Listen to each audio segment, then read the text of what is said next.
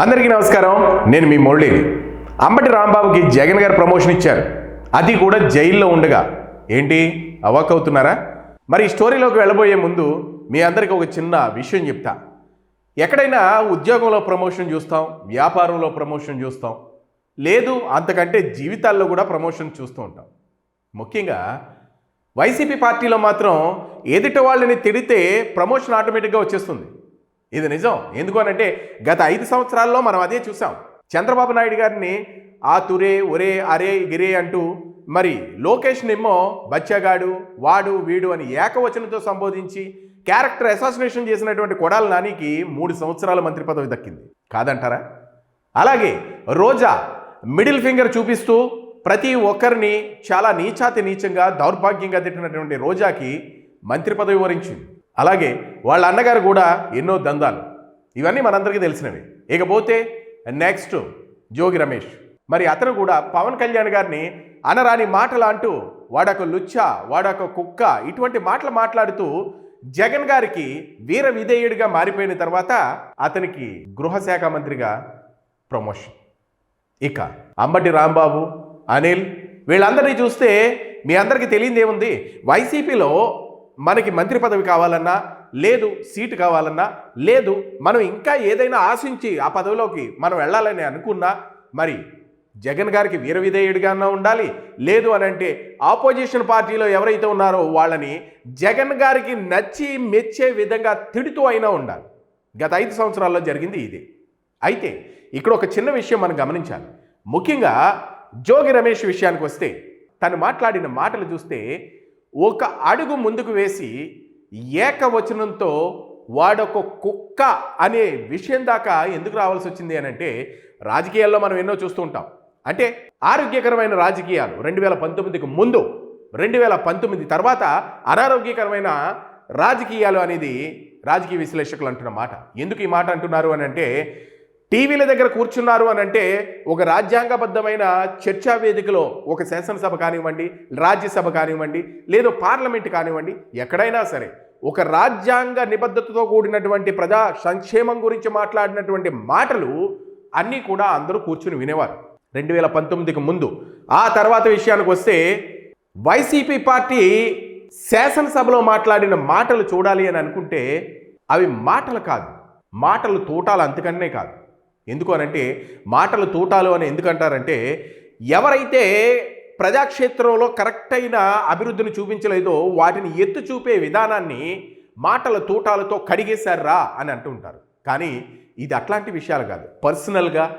Personal character assassination చేస్తూ, వాళ్ళ కుటుంబంలో ఆడవాళ్ళని తిడుతూ, వాళ్ళ కుటుంబంలో ఆడవాళ్ళకి అంటరాని విషయాలన్నింటినీ కూడా ఆపాదిస్తూ, వాళ్ళని శాసనసభ వేదికగా కించపరుస్తూ వైసీపీ పార్టీకి ఉన్నటువంటి ఒక ప్రమోషన్, ఒక బిగ్ అప్లాజ్ ఏంటి అని అంటే ఇదే.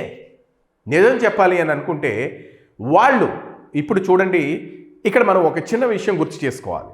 మహాభారతంలో శ్రీకృష్ణుడు అర్జునుడికి రథసారథిగా ఉంటే, అర్జునుడితో ధీటుగా ఉన్నటువంటి కర్ణుడికి రథసారథి ఎవరు ఉండాలని ఆలోచించుకునే సమయంలో కర్ణుడికి శల్యుని సారథ్యం వహించమని కోరుతాడు.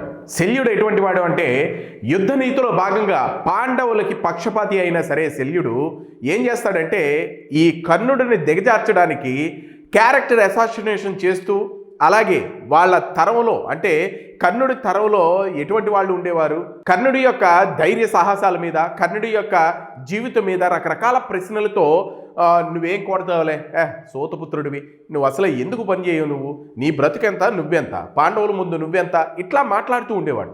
దానివల్ల ఈ సంధించిన బాణం గురి తప్పుతూ ఉండేది, ఆ మనస్సు బాధపడుతూ ఉండేది. ఈ విధంగా ఈ నీతిని వైసీపీ పార్టీ ఎంచుకున్నట్టుంది. అందుకనే క్యారెక్టర్ అసాసినేషన్ చేస్తూ ప్రత్యర్థిని మానసిక క్షోభకు గురి చేస్తూ ముందుకు సాగుతూ వచ్చారు. అందుకనే కాలం అనేది ప్రతిదాన్ని గమనిస్తూ ఉంటుంది. మనం మర్చిపోవచ్చు, లేదా మనం అనేసి ఊరుకోవచ్చు, లేదా మనం పడిపోయి బాధపడి ఉండొచ్చు. కానీ కాలం ప్రతీదీ గమనిస్తూనే ఉంటుంది. గమనించిన కాలం మరి దానికి రెట్టింపు ఫలితాన్ని ఇవ్వడానికి ఎప్పుడూ రెడీగానే ఉంటుంది. అందుకనే వైసీపీ ప్రభుత్వం వై నాట్ 175 అన్నదల్లా వై నాట్ 11 దగ్గరకు వచ్చేసారు అని రాజకీయ విశ్లేషకులు అంటున్న మాట. ముఖ్యంగా నోరు మంచిదైతే ఊరు మంచిదవుతుంది. ఇది పాత సామెత అయినా ఎప్పుడు కూడా ఇది కొత్తగానే కనపడుతూ ఉంటుంది. మనం ఎవరి దగ్గరికైనా వెళ్ళి గౌరవంగా మాట్లాడితే అదే గౌరవాన్ని మనం పొందొచ్చు. సంఘంలో మనం గౌరవంగా బ్రతకాలి అని అనుకుంటే నోరు మంచిదవ్వాలి.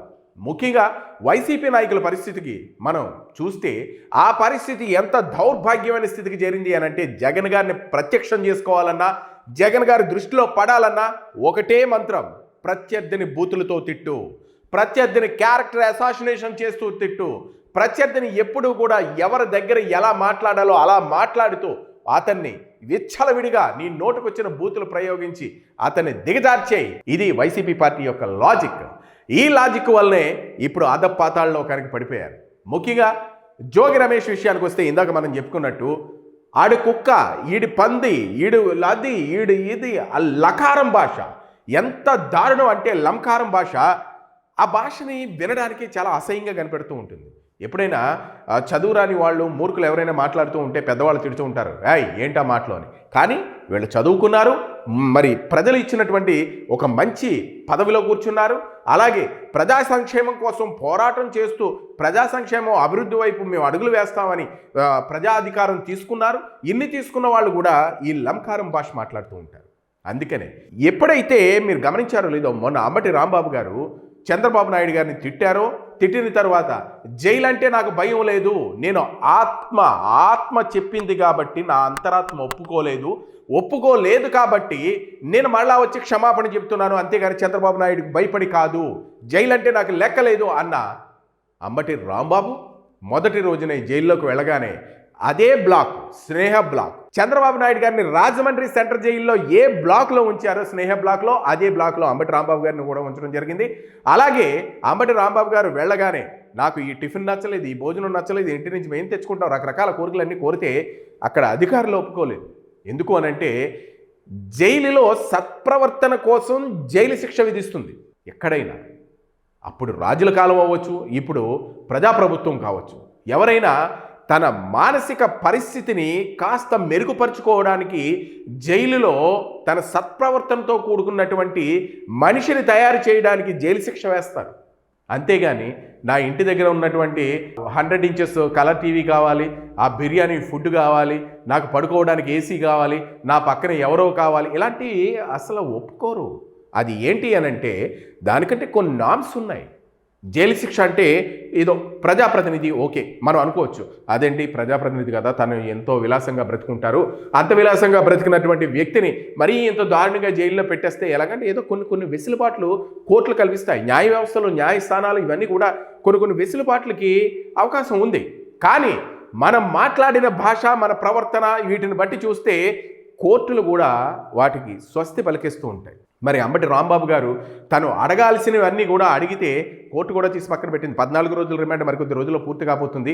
అయితే ఈ 14 రోజుల రిమాండ్ తర్వాత అంబటి రాంబాబు మీద ఉన్నటువంటి 20 కేసుల్ని మళ్ళీ తిరగతోడే ప్రయత్నం అయితే జరగవచ్చు.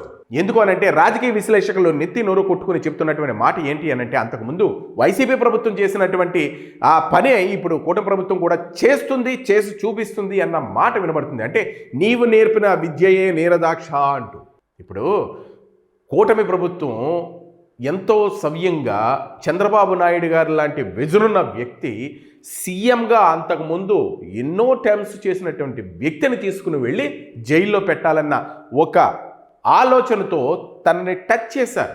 ఎన్నో ప్రభుత్వాలు వచ్చాయి, ఎన్నో అధికారాలు వచ్చాయి, ఎంతోమంది మేధావులు ఆంధ్రప్రదేశ్ రాష్ట్రాన్ని పరిపాలించారు. ఎప్పుడు కూడా రానటువంటి ఏ సీఎంకి రానటువంటి ఆలోచన జగన్మోహన్ రెడ్డి గారికి వచ్చి మరి అంతకుముందు ఉన్నటువంటి మన ఎక్స్ సీఎంని జైల్లో పెట్టించడం అంతా మీకు తెలిసిందే కదా. కానీ దాన్ని ఎప్పుడు కూడా కర్మ ఫలితం అని అంటారు, మళ్ళా తిరిగి ఇచ్చే రోజులు కూడా రావచ్చు. అందులో భాగంగానే అంబటి రాంబాబు గారు కూడా ఇప్పుడు 20 కేసులు తన మీద ఉన్నాయి. పోలీసులను భయపెట్టినటువంటి కేసులు, ఇంకా రకరకాల కేసులు అన్నీ కూడా అంబటి రాంబాబు గారి మీద ఉన్నాయి. ఈ 14 రోజులు రిమాండ్ పూర్తయిన తర్వాత మరొక కేసుపై కూడా తన రిమాండ్ ఉండొచ్చు అన్న మాటలు కూడా వినబడుతున్నాయి. ఏది ఏమైనా చట్టం పని చట్టం చేసుకుపోతుంది, ఎలా చేసుకుని వెళుతుంది ఏంటి అన్నది మనం నిమిత్త మాత్రంలో మాత్రమే, అంటే చూడదగిన వాళ్ళం మాత్రమే తప్ప అందులో మనం ఏమీ చేయలేని వాళ్ళం.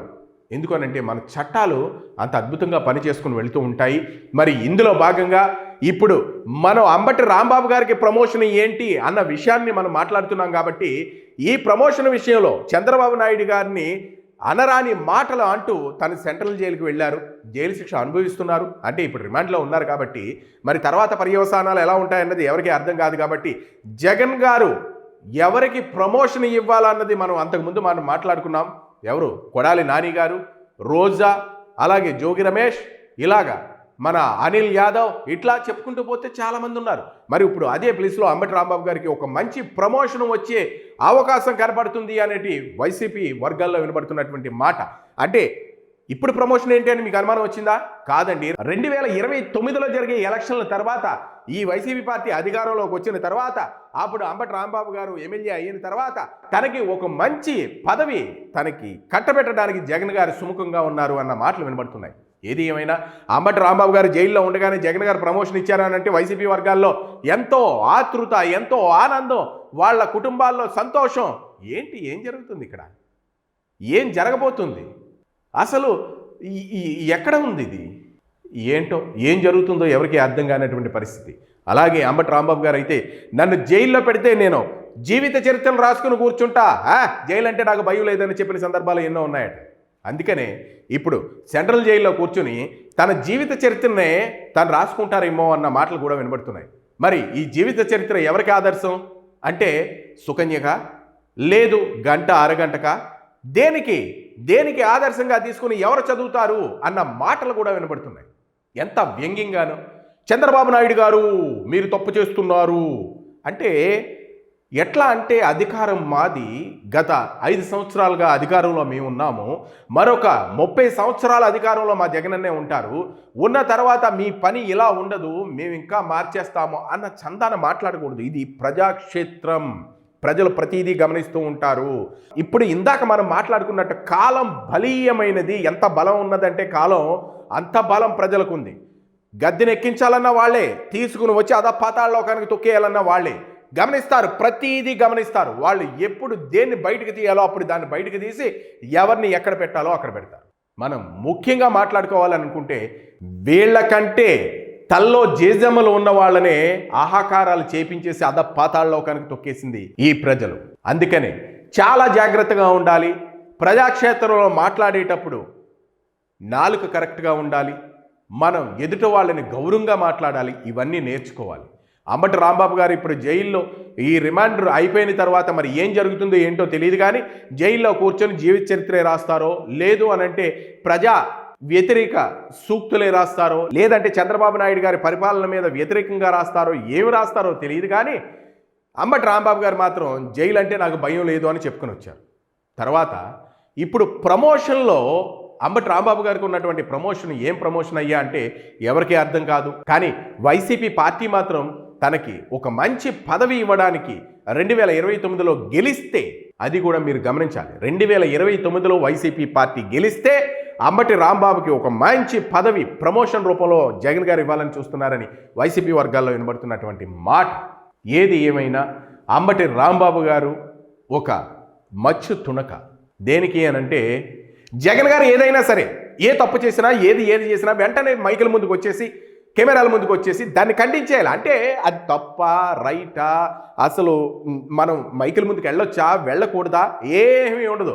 అలా జరిగిదా వెంటనే సజ్జల గారు వెళ్ళమంటే టాక్కని మైకుల ముందుకు వస్తారు, టప్పా మాట్లాడతారు. గుర్తుపెట్టుకోండి చంద్రబాబు నాయుడు గారు, మీరు చేస్తున్నది తప్పు, వాడు అలాగా వీడేలాగా అంటే అది ఎవరి విజ్ఞతకి వాళ్ళకి వదిలేస్తున్నా నేను. దాన్ని మాట్లాడొచ్చా, మాట్లాడకూడదా, ఎందుకు మాట్లాడాలి, ఎలా మాట్లాడాలి, ఏ విధంగా ఖండించాలి, ఇవన్నీ కూడా శూన్యం. జగన్ గారిని మెప్పించాలి ఎలాగైనా, ఏ విధంగా అయినా. అంటే ఎదుటి వారిని తిట్టైనా కావచ్చు, ఎదుటి వారిని కించపరుస్తూ కావచ్చు, లేదు ఎదుటి వారిని ఇంకా మాటలు వినలేని ధోరణిలో కావచ్చు, ఎలాగైనా సరే కించపరచాలి, జగన్ గారి దృష్టిలో పడాలి, మంచి మంత్రి పదవి కొట్టాలి. ఇప్పుడు ఉద్యోగాలు ఉన్నాయనుకోండి, తను అచీవ్మెంట్స్ ఎలా ఉంటాయి, తనకి వర్క్ గుడ్గా ఉంటే, లేదు తనకి ఇచ్చిన టార్గెట్ రీచ్ అయిపోతే, లేదు తన పనితనం ఇంకా ఇప్పుడు ఇచ్చిన దానికంటే ఎక్కువగా చేస్తూ ఉంటే ప్రమోషన్స్ ఉంటాయి. అలాగే రాజకీయాల్లో ప్రజాక్షేత్రంలో అభివృద్ధి బాగా చూపెడితే, ప్రజల నాలుకల్లో తనే అయ్యి ఉంటే, అలాగే ప్రజలు తననే కోరుకుంటే ప్రభుత్వంలో ప్రమోషన్స్ ఉంటాయి. అలాగే ప్రజల్లో ప్రమోషన్స్ ఉంటాయి. ఇలా చెప్పుకుంటూ పోతే ఎన్నో ప్రమోషన్స్ ఉంటాయి. కానీ వైసీపీ ప్రభుత్వంలో మాత్రం ఎదుటివారిని తిట్టు, మంత్రి పదవి పట్టు, ఇదే నడుస్తుంది. ఇదే నడిచింది కూడా. ఇప్పుడు ఇదే కూడా నడవబోతుంది. ఏది ఏమైనా మిడిమిడి జ్ఞానంతో మీరు గమనించండి. ఇప్పటికైనా మీరు గమనించండి. ఆయా మంత్రులు ఆయా శాఖల అధికారులతో మాట్లాడిన పాపాన పోయినట్టు కనపడదు. ఎందుకు అనంటే ముఖ్యంగా ఆయా శాఖ అధికారులతో మాట్లాడితే ఆయా శాఖల్లో ఉన్నటువంటి లోతుపాట్లు ఏంటి, మనం ఏం మాట్లాడవచ్చు, ఏ అభివృద్ధి చేయొచ్చు, ఎక్కడ మనం ఉన్నాం, ఎక్కడ లోతుకు పోతున్నాం, ఎక్కడ అభివృద్ధిలో ఉన్నాం, ఇవన్నీ తెలుస్తాయి. వాళ్ళు ఇప్పటికొచ్చి ఎవరితోని మాట్లాడరు. మాట్లాడిన తర్వాత కూడా ఏ అధికారైనా కొంచెం చనువు తీసుకుని, సార్ మనం ఇలా చేస్తే అభివృద్ధి బాగుంటుంది అని అంటే వాడిని ట్రాన్స్ఫర్ చేస్తారు. వాడు అక్కడ ఉండకూడదు. వీళ్ళకి కావాల్సింది ఏ అధికారైనా, ఎవరైనా, నాయకుడైనా, కార్యకర్త అయినా భజన, భజన, ఈ భజన ఉండాలి. ఈ భజన ఉన్న వాళ్ళే వాళ్ళ దగ్గర పనిచేస్తూ ఉంటారు. మరి అందుకనే ఇప్పుడు వైసీపీ పార్టీ పరిస్థితి ఎట్లా తయారైంది. మరి అంబటి రాంబాబు గారికి ఇచ్చే పదవి ఏ విధంగా ఉంటుందో, ఎలా ఉంటుందో, ఎందుకు ఉంటుందో ఎవరికి అర్థం కానటువంటి ప్రశ్న వైసీపీ వర్గాల్లో కూడా తలలు పట్టుకున్నటువంటి పరిస్థితి. అంబటి రాంబాబుకి ప్రమోషనా? ఎందుకు? దేని గురించి? చంద్రబాబు నాయుడు గారిని తిట్టినందుక? లేదు. ప్రజాక్షేత్రంలో విపరీతమైన అభివృద్ధిని చూపించేసి పోలవరం డ్యామ్ పూర్తి చేసినందుక? లేదు. కాపర్ డ్యామ్కి అసలు అక్కడ ఉన్నటువంటి డ్యామ్కి సంబంధం లేకుండా దాని గురించి తెలుసుకోకుండా మాట్లాడినందుక? దేని గురించి? ప్రమోషన్ ఇస్తారట. ఏ విధంగా ఇస్తారో, ఎందులో ఇస్తారో మనం ఎదురు చూస్తూ ఉందాం. అలాగే వైసీపీ ప్రభుత్వం 2029లో ఎన్నికల్లో గెలిచిన తర్వాత మరి వాళ్ళ పరిపాలన ఎలా ఉంటుందో మనం కూడా చూద్దాం. మరి ప్రజలు ఈ అవకాశాన్ని ఇస్తారో లేదో అది కూడా చూద్దాం. మరి చంద్రబాబు నాయుడు గారు ఇప్పుడు పరిపాలన ఇదే విధంగా కొనసాగిస్తే ఇప్పుడు వైసీపీ వర్గాల్లో ఉన్నటువంటి భయం కూడా అదే. కూటమి ప్రభుత్వాన్ని చీలిస్తే వైసీపీ రావచ్చేమో అన్న సంకేతాలు కూడా వినబడుతున్నాయి. కూటమి ప్రభుత్వాన్ని చీల్చడం ఎవరి తరం కాదు అన్నది రాజకీయ విశ్లేషకుల మాట. ఎందుకు అనంటే ఒక పక్క మోడీ, మరో పక్క పవన్ కళ్యాణ్, మరో పక్క చంద్రబాబు నాయుడు గారు కూటమి సర్కార్ డబుల్ ఇంజిన్ సర్కార్లా ముందుకు వెళుతూ అభివృద్ధిని చూపెడుతూ ఎక్కడ ఎవరికి ఏది కావాలంటే అక్కడ దాన్ని ఇస్తూ ముందుకు సాగుతున్నటువంటి ఈ ప్రభుత్వాన్ని విడదీయాలన్నా, కూలదోయాలన్నా ఎవరి తరం కాదు అన్న మాటలు కూడా వినబడుతున్నాయి. అలాగే అంబటి రాంబాబు గారికి త్వరలో ప్రమోషన్ రాబోతుంది కాబట్టి కంగ్రాచ్యులేషన్స్ చెప్దాం. అలాగే ఈ వీడియోపై మీ అభిప్రాయాలను కామెంట్ రూపంలో తెలియజేయండి. మరి వీడియోని లైక్ చేయండి. Thank you.